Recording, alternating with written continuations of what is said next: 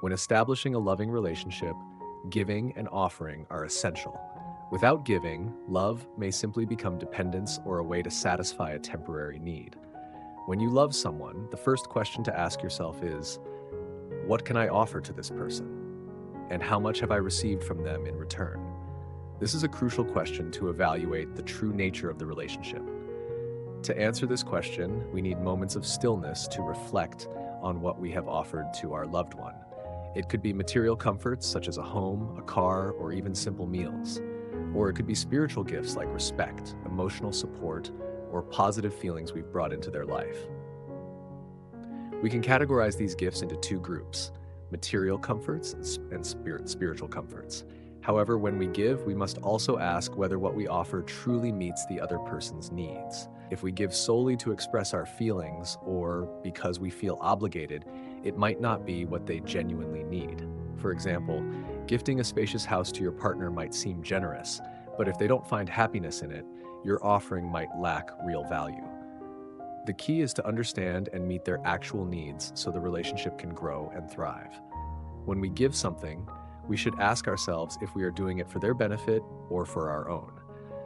Sometimes, we might give things we think are important, but fail to realize that the other person doesn't truly need or find joy in those gifts.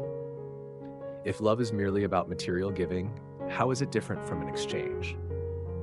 A beautiful gift, devoid of sincerity, is not always a true gift. What we offer is not just what we hold in our hands, but also what we deeply understand in our hearts. Things that cannot be measured by money or tangible assets. Loving someone isn't about making them feel needed by us. It's about letting them see that we are giving them a part of ourselves. And the first question in love should not be, what will they give me, but rather, what can I offer them that they truly need? To answer that question, we must pause, take a moment of stillness, and listen deeply to the voice within us, rather than relying on hasty words. Have you ever truly listened to what your partner needs? Or have you only noticed what you wanted to give? It could be a large house, but if that house doesn't contain moments of peace or sweet gazes, it becomes nothing more than an empty shell, unable to shelter the heart. So giving isn't about doing what we think is right, but about truly understanding what the other person needs. Sometimes the greatest gift isn't what we offer, but our presence, our understanding, and the sense of peace we bring to them. It could be quiet evenings where two people sit side by side in silence, knowing they're sharing a part of their lives, or those moments when a single glance speaks more than words ever could. And then we must ask ourselves, am I giving for their sake or to satisfy my own pride? Are there times when I give because I fear the emptiness within me, rather than genuinely wanting to make them happy? Love is something immeasurable, not a formula for making someone happy, but the acceptance of silent, unconditional moments. Sometimes, giving is simply allowing them the space to rediscover themselves, not always about care or sacrifice. In love, don't rush to give or pressure yourself to do something. Love isn't about clinging, it's about freedom. It's about knowing when to step back, when to let the other person breathe. Only when you take a step back can the relationship take a significant step forward. It's in those moments of doing nothing, when you stop trying to fulfill every need, that love can truly bloom. Because love isn't always an action, sometimes it's silent understanding. Ask yourself, am I doing too much? Or is it time to step back and give them a moment of peace? When we quietly reflect on the relationship without being consumed by worries or expectations, love naturally grows, like blossoms waiting for spring. When a relationship encounters challenges or when a loved one feels lost in their struggles, sometimes the best thing we can do isn't to find solutions, but to pause and listen. Not every situation requires us to act, and often doing nothing is the wisest action.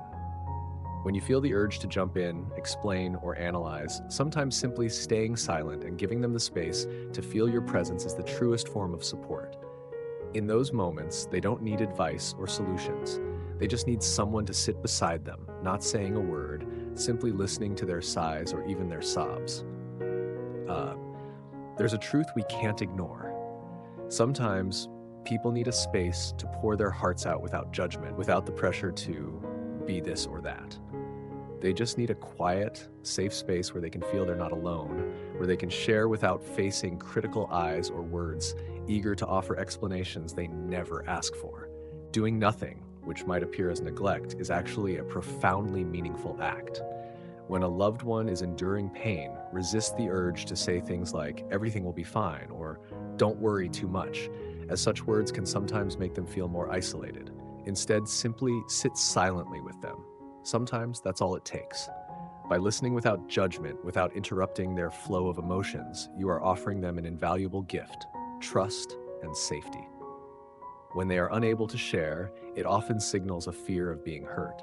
They might they might fear that their vulnerability will be met with judgment, used as leverage, or misunderstood.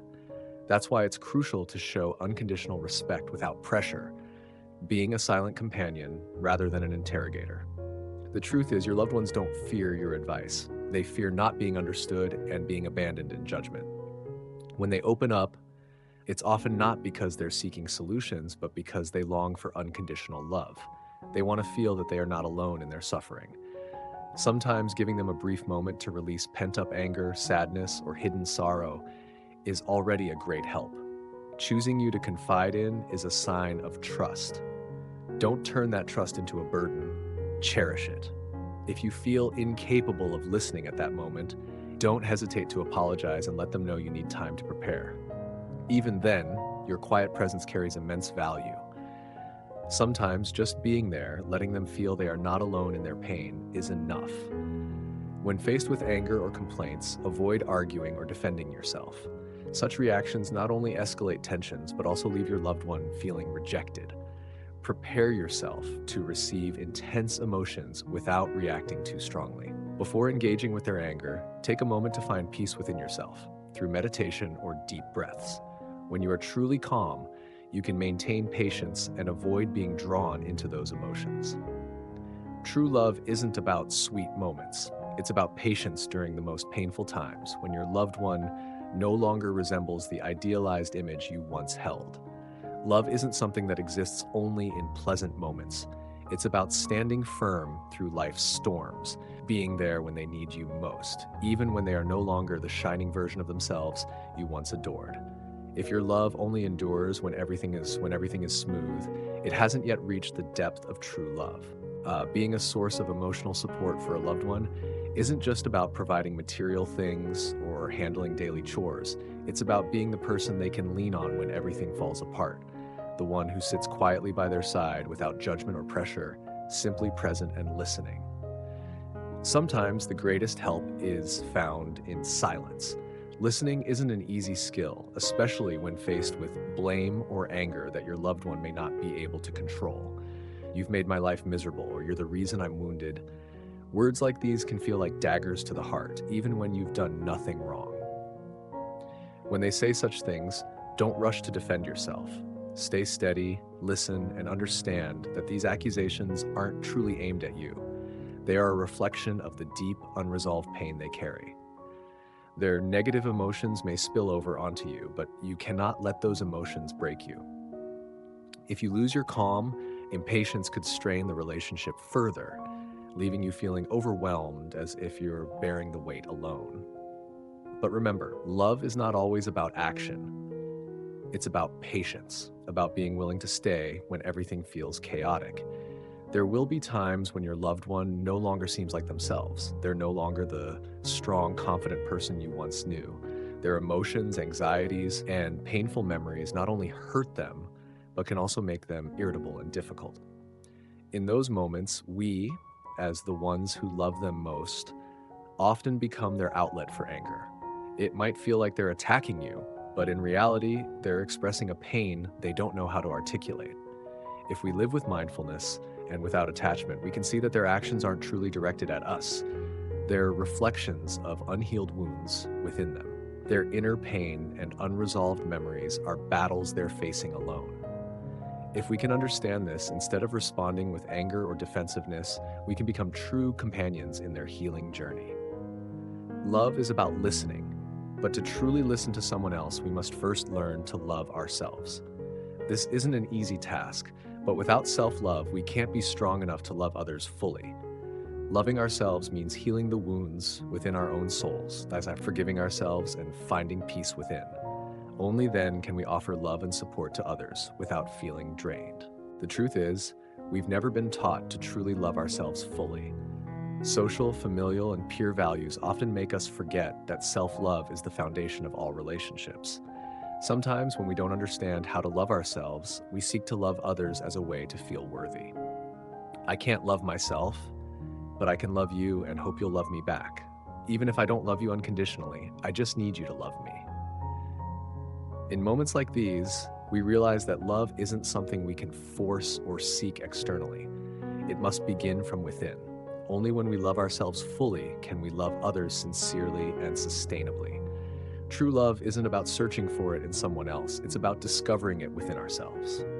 When we recognize that loving someone isn't always easy, that we can't always bring them joy, we begin to understand that real love is a long and challenging journey. Sometimes, even with the best intentions, we can only offer fleeting moments of help, and in times of hardship, we may find ourselves unable to do anything at all. Love isn't always about saving someone. It's about accepting that we can't always be the perfect person for one another. Too much interaction, especially when stress and anxiety are at their peak, can sometimes exacerbate tensions and deepen wounds in a relationship. Misunderstandings, frustration, and unavoidable conflicts can leave both people feeling abandoned. We unintentionally hurt each other because, under stress and emotional blockages, our words and actions can create even deeper scars. The way to protect ourselves and our loved ones in such situations is to learn to communicate when we feel overwhelmed. There's no shame in this. It's a sign of maturity in a relationship. For example, saying, "I'm feeling on edge," and might get angry, not only helps us manage our emotions, but also signals to the other person to avoid actions that could unintentionally worsen the situation. Though simple, this approach can be the key to preventing greater harm. When we notice negative emotions taking over, finding a quiet place to pause is the best way to avoid making decisions we might regret. It could be a small space to breathe or a few minutes of meditation to release tension. Only by creating stillness within ourselves can we avoid rash decisions that lead to harm. Sometimes we don't need to do anything grand. Simply being present and listening sincerely can help a loved one feel at peace. It's not always about taking specific actions. Sometimes just sitting together, walking side by side, or meditating can be enough. Silence itself can be a beautiful gift during moments when they need it most. True love isn't about perfection. It's about not harming each other as we grow. We don't love someone to change them, but to help them regain balance in their soul. When each person finds peace within themselves, the relationship becomes strong, not a burden of exhaustion or a desperate grasp for connection. Helping a loved one find peace is a significant challenge, but if each person cultivates inner calm, the relationship becomes a source of positive love.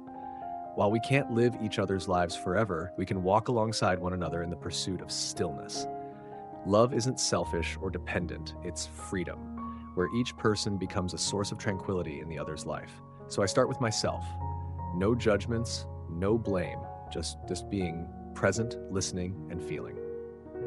The next step is to help my loved one find their own peace so they can create stillness for themselves. Love begins with inner calm, and only when we find peace within can we share it with others. Peace is truly magical. When our minds are crowded with chaotic thoughts and tangled emotions, it's hard to feel at ease. But when everything settles, when there's no more worry or craving, what remains is a quiet space, the very moment of peace we've been seeking. It's freedom of the soul, free from the burdens of external demands. Even a small worry can disrupt our peace.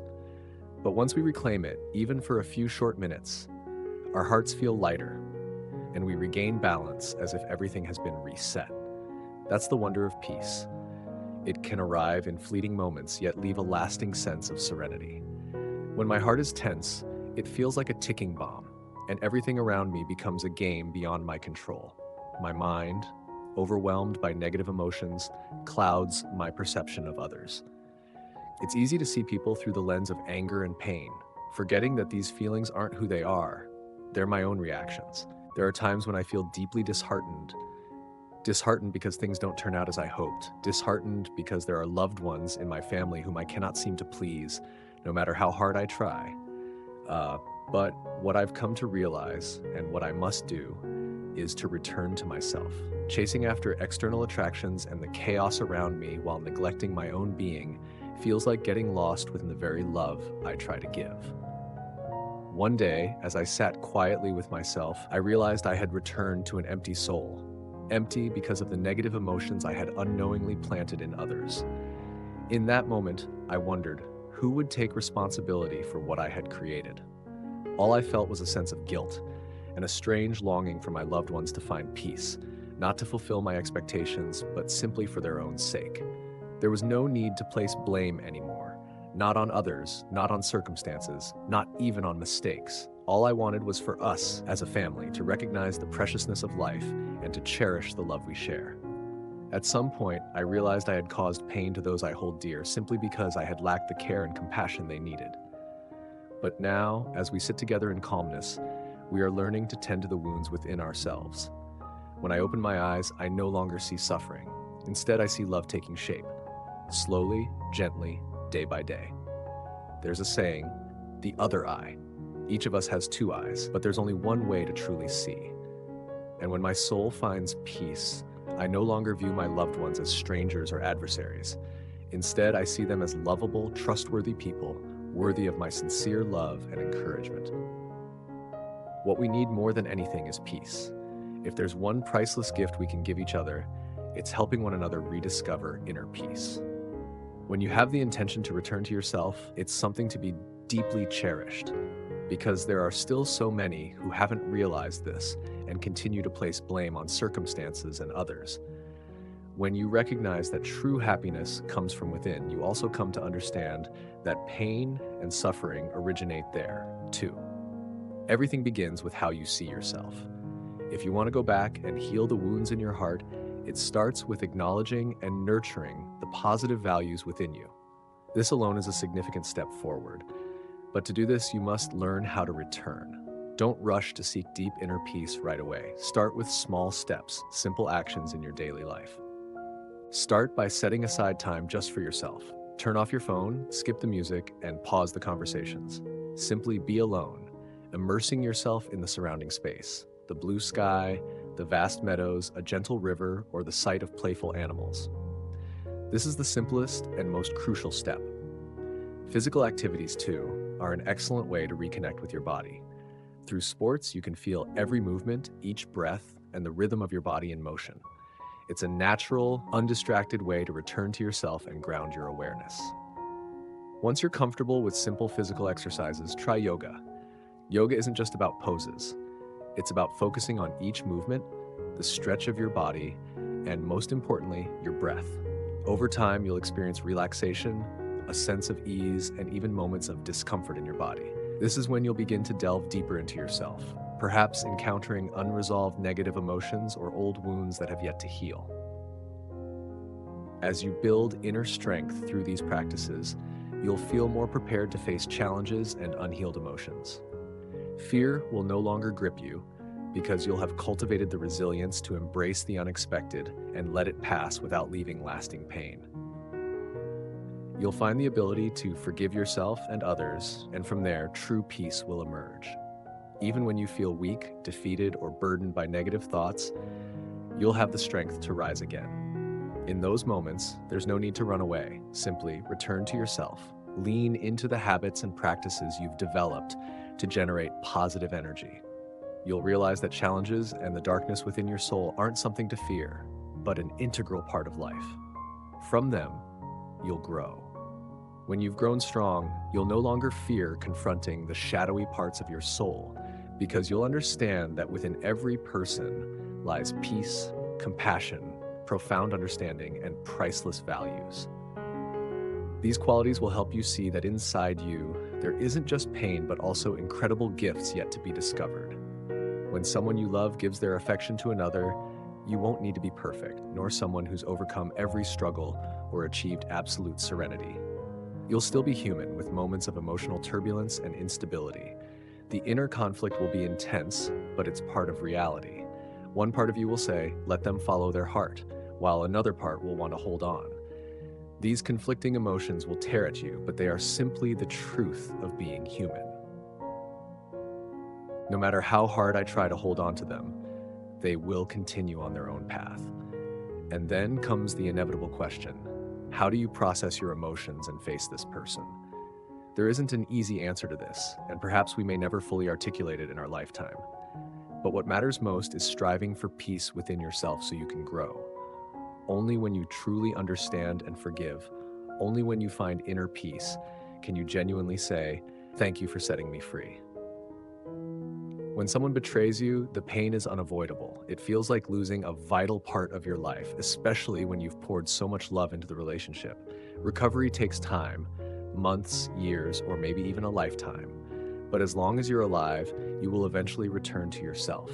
You may hurt and feel broken, but when you begin to understand and endure the pain, you'll realize how crucial it is to come back to yourself.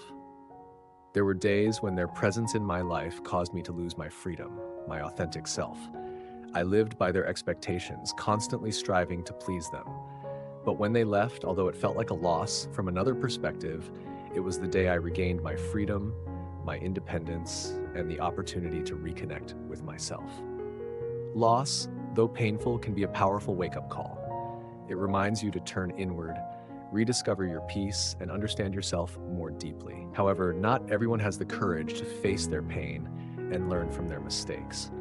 After heartbreak, many rush to fill the void with someone new, but this often leads to more suffering. Without healing within, we'll keep chasing external things, never feeling whole. After such upheavals, taking time for yourself becomes essential. When you do, you'll come to an important realization: to thank the one who left, because their departure was your liberation. Thank them for giving you the chance to rediscover yourself. When someone walks away, overcoming the pain isn't easy. Resentment and sorrow can consume your mind, making you feel like you've lost everything. But if one day you manage to return to yourself and find inner peace, that is a crucial step forward.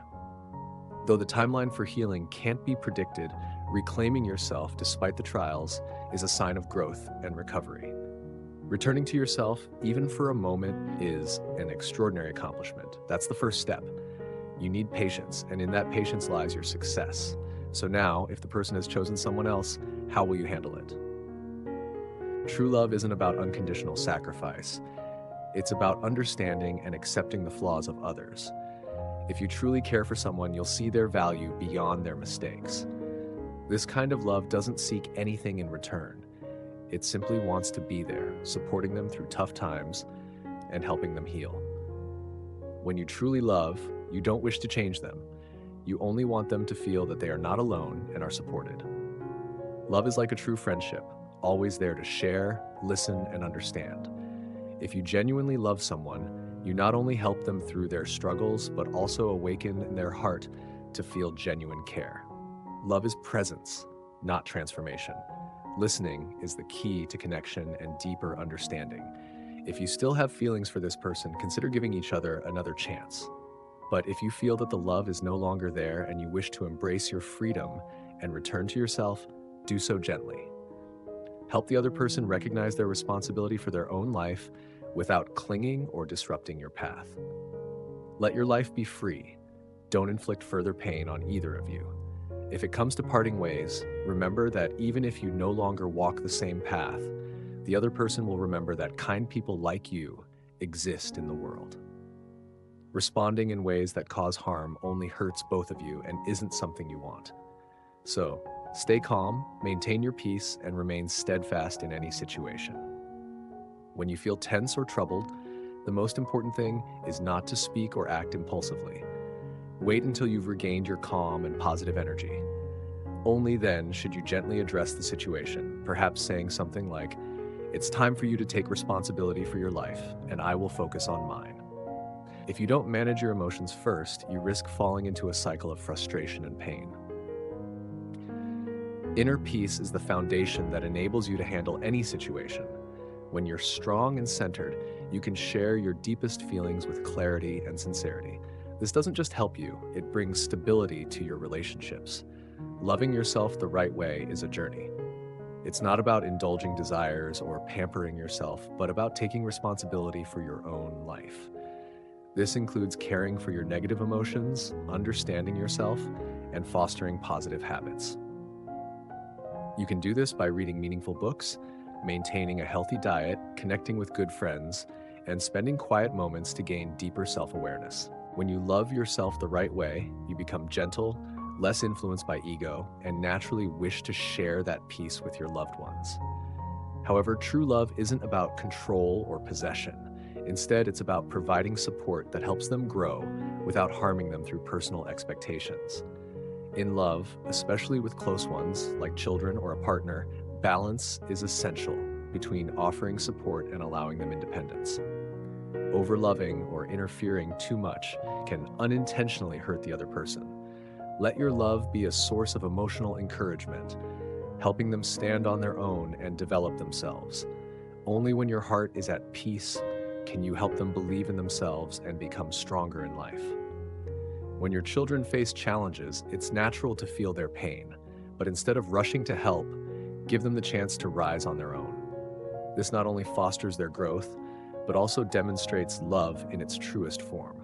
Real love is about empowering others to be strong, confident, and to see their own worth. The journey of love and peace is not always easy, but it is the path to building a meaningful and happy life. Remember, nurturing patience and inner peace is the foundation for loving yourself and those around you wholly and fully.